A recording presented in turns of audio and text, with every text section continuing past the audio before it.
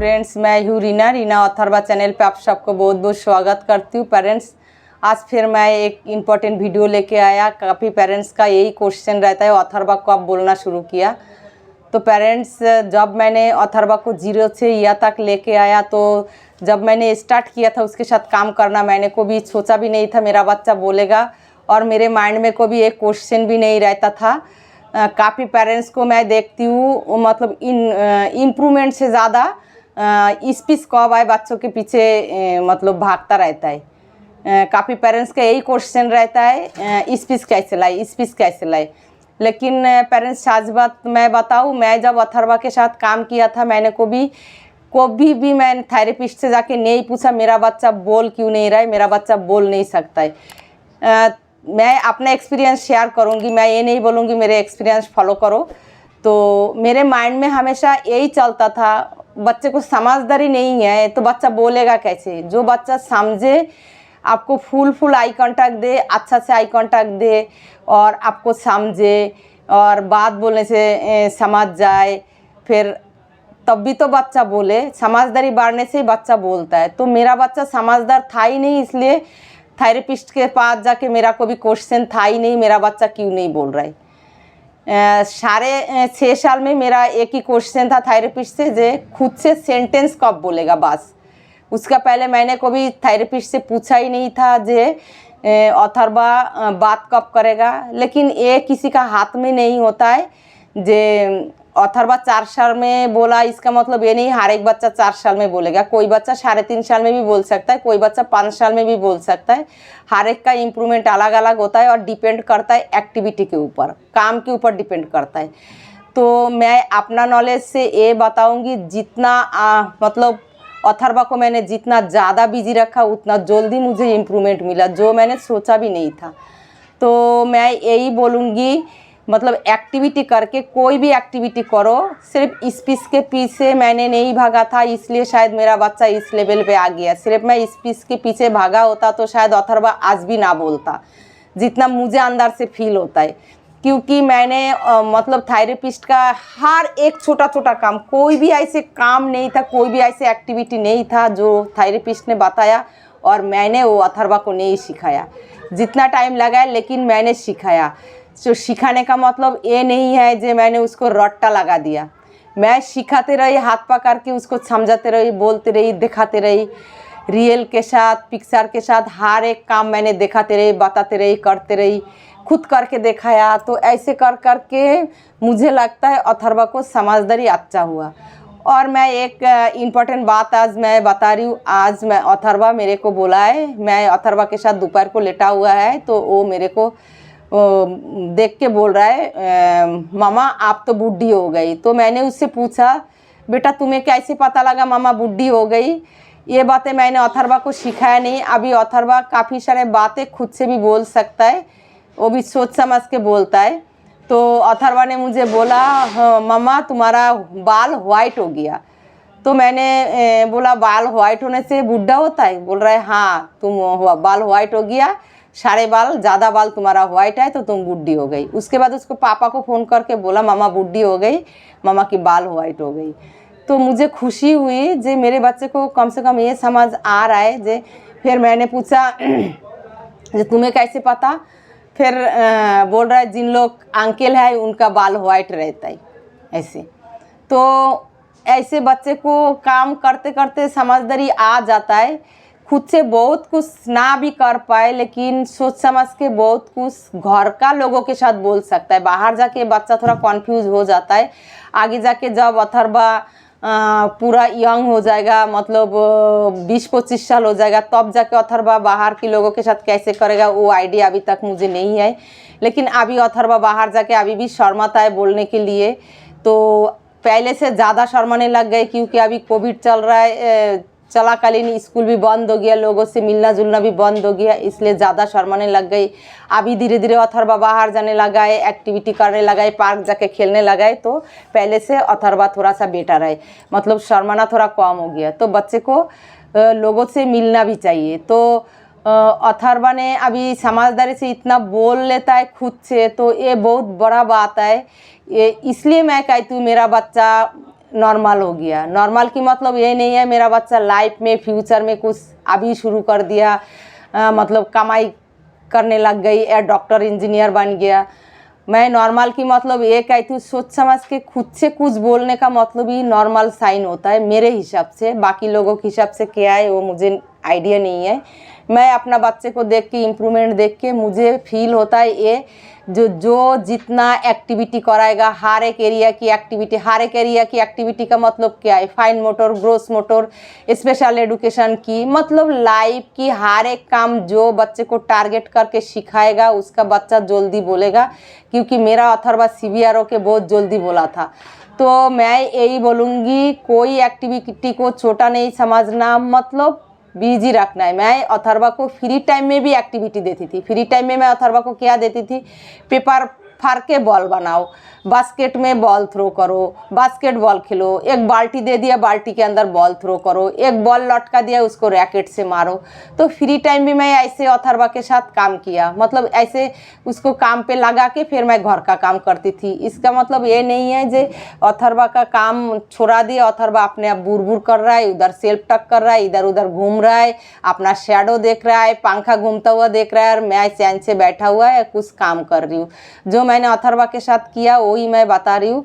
मैंने पूरा टाइम कोशिश किया जो अथर्वा एक सेकेंड के लिए अकेले ना रहे, कोई ना कोई एक्टिविटी के साथ रहे। बच्चा करे ना करे, बच्चे का हैबिट होता है फिर अपने आप करने की, और हमेशा लेके बैठे रहो फिर मुश्किल हो जाता है। तो अथर्वा को मैंने ऑक्यूपेशन थेरेपी का एक्टिविटी बहुत ज़्यादा कराया, मतलब हिसाब से भी ज़्यादा। ऑक्यूपेशन थेरेपी का एक्टिविटी जो है मतलब उसमें अटेंशन बहुत ज़्यादा आता है मुझे लगता है। बाकी बच्चों का, बाकी पेरेंट्स का बारे में मुझे कोई आइडिया नहीं है, लेकिन मुझे लगता है मेरे बच्चों का ऑक्यूपेशन थेरेपी का एक्टिविटी करके ही ज़्यादा उसको इम्प्रूवमेंट आया, समझदारी आया। जब बच्चे को समझदारी आ जाए तब बच्चा बोल ही लेता है। अगर समझदार ना हो तो बच्चा, अथर्वा जब समझदार नहीं था कुछ भी नहीं बोलता था, कोई आइडेंटिफाई नहीं करना, कोई फिंगर पॉइंट कुछ भी नहीं था अथर्वा के अंदर, क्योंकि समझदारी नहीं था, आई कांटेक्ट नहीं था, कुछ समझता ही नहीं है, बिल्कुल जीरो था। तो मैं क्या उम्मीद करूं। तो मैं जब 2 साल 11 महीने से अथर्वा की एक्टिविटी शुरू किया, मैं कभी भी नहीं रुका। जब उसको तबीयत ख़राब होता था बस तब, मेरा तबीयत ख़राब होने से भी मैं दवाई खा के उसके साथ लागे रहती थी। मैं कभी ये नहीं सोचती थी आज रेस्ट कर लेती हूँ कल उसके साथ काम कराऊंगी। मैं हमेशा यही सोचती थी कल नहीं तो आज कर, आज नहीं तो अब, मतलब काल की बात छोड़ो, आज करना है, आज नहीं अब ही करना है। मैं ये टारगेट रखती थी। मतलब मेरे अंदर बहुत परेशानी होता था जो मेरा बच्चा कुछ नहीं समझता है, बोलता नहीं है, ये नहीं सोचती थी मैं सिर्फ ये सोचती थी मेरे बच्चे कुछ नहीं समझता है, कुछ भी नहीं पता है, मैं उसकी माँ हूँ, मुझे नहीं पहचानता है। शुरू में बहुत दुख होता था, मैं सोचता था कब अथर्वा मुझे पहचानेगा जो मैं उसकी माँ हूँ। कोई बोले अथर्वा मामा के पास जाओ तो अथर्वा मेरे पास आ जाए। तो ये बहुत, इसके लिए मैं बहुत दुखी था। तो एक्टिविटी कराया, बहुत ज़्यादा टाइम दिया अथर्वा को, हर एक एरिया की एक्टिविटी कराया, तीनों एरिया की एक्टिविटी मैंने कराया। और हर रोज़ अथर्वा के साथ राइटिंग का 2 घंटा एक्टिविटी मैं करती थी, राइटिंग स्किल की। तो अथर्वा को मैंने फास्ट क्या सिखाया था, बोलने के लिए मैंने सिखाया था। मतलब हर रोज़ मैं पिक्चर आइडेंटिफाई कराती थी, घर का ऑब्जेक्ट आइडेंटिफाई कराती थी, फिंगर पॉइंट करना सिखाया। फिर जब अथर्वा के लिए मैंने चार्ट पेपर 2 साल 11 महीने में ही मैं उसके लिए ABCD का और नंबर की चार्ट पेपर लटका दिया था। नंबर की चार्ट पेपर में मैंने ग्लिटर वाला जो नंबर होता है वो मैंने पेपर में लटका के, पेपर में चिपका के, वो शाइनिंग करता है बहुत ज़्यादा, तो पेपर में लटका के ग्लिटर वाला 1 2 उसमें गाम लगा हुआ रहता है। तो एक चार्ट पेपर में मैं लगा के दीवार में लटका दिया था और हमेशा वो शाइनिंग करती थी, अथर्वा देखती थी। 10 तक किया था मैंने, तो फास्ट अथर्वा को 10 तक आइडेंटिफाई कराया और अल्फ़ाबेट का आइडेंटिफाई कराया। साथ के साथ मैं पूरी रोज़ 3-4 बार चार्ट पेपर से अल्फ़ाबेट मैंने आइडेंटिफाई कराती थी और मेरे साथ कोशिश रखती थी उसका ऐसे गाल पकड़ के मेरे तरफ देख के बोलो बेटा ए। अथर्वा को कान के पास मैं अपना माउथ लेके फिर बोलती थी बोलो ए, बोलो बी। तो ऐसे कर करके 1 साल के अंदर 2 साल 11 महीना में अथर्वा की एक्टिविटी शुरू किया था। तो 3 साल में अथर्वा 10 मिनट बैठने लगा था। फिर धीरे धीरे अथर्वा आई कांटेक्ट देने लगा, बात समझने लगा। तो 4 साल में जाके मेरा बच्चा अच्छा से अल्फ़ाबेट बोलने लगा, मतलब मैं बोलने से मेरे साथ बोलने लगा। ऐसे नहीं है जे अथर्वा खुद ही बोलता था। अथर्वा जब मैं बोलता था बोलो ए, तो वो मेरे साथ बोलने लगा ए। तो इसके लिए मुझे बहुत काम करना पड़ा। जो 4 साल में आके मेरा बच्चा, मैंने कभी उम्मीद भी नहीं किया था और मैंने कभी थेरेपिस्ट से पूछा भी नहीं था मेरा बच्चा क्यों नहीं बोलता है, क्योंकि बोलने तक मैं सोचता ही नहीं था। क्योंकि अथर्वा जिस लेवल पे था मैंने कभी सोचा भी नहीं था मेरे बच्चा बोलेगा। मैं सिर्फ ये सोचती थी उसको आई कांटेक्ट हो जाए, वो थोड़ा सा बात समझे, उसके बाद बोलने के बाद सोचेंगे। तो मैंने देखा काम करते करते 4 साल में काफ़ी पेरेंट्स का यही क्वेश्चन रहता है, अथर्वा कितने साल में बोलने लगा। अथर्वा की स्पीच आया था 4 साल में। 4 साल में अल्फ़ाबेट मेरे साथ रिपीट करने लगा और जो वर्ड बोलने लगा था 1 वर्ड, वो खुद से नहीं मेरे साथ रिपीट करने लगा था। तो 1 वर्ड मेरे साथ बोलने लगा 4 साल में। तो वो क्या सिखाया था, फर्स्ट वर्ड था पानी, पानी बेड फैन, पानी बेड फैन। तो बेड, बेड और बेड, बेड में 2 अल्फ़ाबेट होता है, मतलब 2 अक्षर होता है बेड, बेड और हिंदी में फैन और पानी। तो ज़्यादा 3 अल्फ़ाबेट का 3 मतलब वर्ड की जो स्पेलिंग होता है हिंदी में, तो वो मैंने शुरू में नहीं सिखाया था। पानी बेड और फैन ये मैंने जब भी उसके साथ बोलना होता था, और पानी बेड फैन मैं ऐसे रट्टा नहीं लगाया था। मेरे पास फ्लैश कार्ड था, फ्लैश कार्ड दिखा के बोलता था ये पानी है, ये पानी है। एक गिलास में पानी था, एक बोतल में पानी था, ऐसे फोटो था। तो ये पानी है और ये बेड है, ये गिलास है, ये चेयर है। हर एक चीज़ का घर में जितना फर्नीचर, जितना चीज़ें यूज होता है, हर एक चीज़ का फ़ोटो फ्लैश कार्ड मैंने नेट से निकाला था। तो उससे मैंने अथर्वा को सिखाया, ब्रश, कोलगेट, बाल्टी, फ्रीज, बेड, लाइट, फैन, हर एक चीज़ का फ़ोटो मैंने निकाला था। उसके लिए काफ़ी खर्चा हुआ था। फ्लैश कार्ड बनाया था निकाल के नेट से, फिर मतलब लेमिनेशन कर लिया था जिसमें बच्चा फाड़ ना पाए और काफ़ी दिन चले। तो फिर ऐसे ऑब्जेक्ट को मैं आइडेंटिफाई कराया, कोशिश रखी जे मेरे साथ वो रिपीट करे। तो फाइनली 4 साल में मेरा बच्चा, और हर रोज़ मैं स्पीच का एक्टिविटी भी मैं करती थी। और स्पीच का थेरेपिस्ट आई कांटेक्ट की बहुत सारे एक्टिविटी देता है, वो मैंने बहुत कराया। तो करने के बाद फिर अथर्वा 4 साल में, और हर रोज़ अथर्वा को कुछ समझदारी था ही नहीं। हर रोज़ मैं लाइट ऑफ करके टॉर्च लाइट से घर का हर एक फर्नीचर अंधेरी में टॉर्च लाइट से मैं दिखाती थी। देखो बेटा ये फैन है, ये बेड है, ये लाइट है, ये फ्रिज है, ये अलमारी है, ये गिलास है, ये फैन है, ये बाल्टी है, हर एक चीज़ मैं दिखाती थी। और पिक्चर से भी मैं दिखाती थी। ऐसे नहीं है मैं अथर्वा को मतलब रट्टा लगा दिया और वो बिना मीनिंगफुल की कुछ बोलेगा। मैंने हर चीज़ रियल भी दिखाया और पिक्चर भी दिखाया और उसको समझाया कि कौन सा चीज़ में क्या होता है। तो बेड, जैसे बेड है बेटा, वो समझता नहीं था, फिर भी मैं बोलते रही, मैं को भी रोकती नहीं थी। ये बेड है बेटा, बेड पे हम सोता है। फिर स्लीपिंग करके दिखाती थी, देखो ये बेड पे हम सो गया। नाइट को सोने के टाइम मैं उसको दिखाती थी लाइट ऑफ करके, देखो बेटा ये बेड है, तो हाथ से फील करके भी ये बेड है। फिर पिक्चर भी दिखाती थी, ये बेड है, देखो बेड पे हम क्या करता है, नाइट को हम सोता है। तो ऐसे हर एक चीज़ जितना आप बोलेंगे, जितना समझाएंगे। और एक बात, अगर बच्चे को आई कांटेक्ट और समझदारी ना हो तो आप जितना बोलेंगे कोई बातों का असर नहीं होगा। जो मैंने अथर्वा के साथ करके देखा, कोई बातों का असर नहीं हुआ था। जब अथर्वा के साथ ऑक्यूपेशन थेरेपी के एक्टिविटी कर करके उसके बिहेवियर की, मतलब उसको बॉडी का हालचाल ख़त्म हुआ, उसको सीटिंग आया, उसको आई कांटेक्ट आया, तब जाके मेरा बच्चा समझदार बनने लगे धीरे धीरे। और 4 इयर्स में 1 वर्ड मेरे साथ रिपीट करने लगा, पानी, बेड, लाइट, फैन, ऐसे करके रिपीट करने लगा। तो पेरेंट्स बच्चे से बोलाना सबसे मुश्किल काम है, और ज़्यादा भी मुश्किल नहीं है। ज़्यादा सोचने से ज़्यादा मुश्किल लगता है। मैंने सोचा भी नहीं था अथर्वा कब बोले या नहीं बोले, बोलने के बारे में मुझे इतना नॉलेज भी नहीं था। मैंने सिर्फ सोचते रही उसका आई कांटेक्ट और वो समझदार कब बने।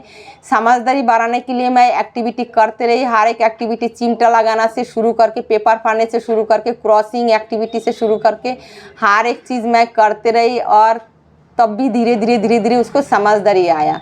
काफ़ी पेरेंट्स का ये भी क्वेश्चन रहता है अटेंशन कैसे बढ़े। कोई अटेंशन का कोई पर्सनल एक्टिविटी नहीं होता है, जितना मेरे को नॉलेज आया। हर एक एक्टिविटी करते करते हर एक एक्टिविटी के अंदर अटेंशन होता है। काम करेगा बच्चा, अटेंशन देगा, तब भी तो बच्चा समझदार बनेगा। और अटेंशन, बिना अटेंशन की कोई एक्टिविटी होता ही नहीं है। तो इसलिए अटेंशन तब भी बढ़ता है जितना बच्चा एक्टिविटी करे। और स्पीच के पीछे मैंने अथर्वा के पीछे भागा नहीं है, मैं उसको समझदारी के पीछे भागा था। समझदार बनाने के लिए मैं काम करते रही और काम करते करते अथर्वा में इम्प्रूवमेंट आया। और अथर्वा 4 इयर्स में मेरे साथ अल्फ़ाबेट भी रिपीट करने लगा और वर्ड भी रिपीट करने लगा। तो ऐसे आया था अथर्वा की स्पीच। तो उसके बाद फिर नेक्स्ट मैंने बताऊंगी, मतलब सेंटेंस कब बोलने लगा, खुद से कब बोलने लगा, क्योंकि एक वीडियो में बताएंगे तो बहुत लंबा हो जाता है वीडियो मेरा, तो फिर पेरेंट्स को देखने में मुश्किल होता है। और काफ़ी पेरेंट्स का एक क्वेश्चन रहता है, अथर्वा कितने साल की है? तो अक्टूबर में अथर्वा की 9 साल पूरा हो गया, तो अभी अप्रैल है, 9.5 साल है। तो अथर्वा ना 4.5 साल में स्कूल गया था। तो अथर्वा की थेरेपी कब शुरू हुआ था, ये भी काफ़ी पेरेंट्स का क्वेश्चन रहता है। 2 साल 11 महीना में, 2 इयर्स 11 मंथ पे अथर्वा की थेरेपी मैंने शुरू किया था। फर्स्ट थेरेपी था ऑक्यूपेशन थेरेपी। तो ऑक्यूपेशन थेरेपी की काम मैंने इतना अच्छा से किया और इतना अच्छा रिजल्ट मुझे मिला। अभी अथर्वा खुद से भी बहुत कुछ बोलने लगता है, जो मैंने उसको सिखाया नहीं। तो मैं को भी सोचा ही नहीं था मेरा बच्चा खुद से भी कुछ आके मुझे बोले सोच समझ के, मतलब हर एक बातें अभी खुद से बोलने लग गई। पहले नहीं बोलता था, अभी जैसे मॉर्निंग में उठ के मुझे सो के उठ के ही बोलने लगेगा, मामा मॉर्निंग में ब्रेकफास्ट में क्या बनाया। फिर मैं बताऊंगी, उसको मनपसंद ना हो तो बोलेगा नहीं मुझे ऑमलेट रोटी खाना है, मतलब अपना मनपसंद बता देता है। फिर लंच पे क्या बनाया वो भी पूछता है। फिर जब उसको पढ़ाई का टाइम होता है तब बोलता है मुझे नहाना है या मुझे फ्रूट खाना है, मतलब अभी खुद से बोलने लग गया है। तो ये खुद से बोलना 7.5 साल में सीखा है, उसके लिए भी मैंने एक्टिविटी किया। तो कैसे कराया वो भी आप लोग को मिलेगा। आप लोग देखते रहिए, अथर्वा के साथ रहिए, सपोर्ट कीजिए और अथर्वा के लिए दुआ कीजिए। और मैं चाहती हूँ हर एक बच्चा इम्प्रूवमेंट करे, भगवान करे हर एक बच्चे के ऊपर भगवान की दुआ हमेशा बना रहे और हम सब की बच्चा ठीक हो जाए, नॉर्मल हो जाए, अपना लाइफ का हर एक काम बच्चा सीख जाए, यही दुआ है मेरे को।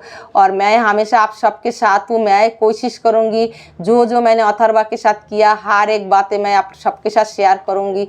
कुछ ना कुछ आप लोग को भी फायदा होगा अथर्वा की बात सुन के जो मैंने किया। मैं आप लोग को जैसे इतना नॉलेजदार नहीं हूँ, फिर भी मुझे जितना मतलब अथर्वा के साथ काम करके मुझे आइडिया हुआ वो मैं आप सबके साथ शेयर करूँगी। आप लोग प्लीज़ वीडियो शुरू से लास्ट तक देखना। और आज या तक फिर नेक्स्ट वीडियो में न्यू एक्टिविटी लेके फिर मैं मिलूँगी आप सबके साथ। सब लोग ठीक रहिए, अच्छा रहिए, बच्चे के साथ अच्छा से एक्टिविटी कराइए और अथर्वा को सपोर्ट कीजिए। Tata, bye bye, thank you so much.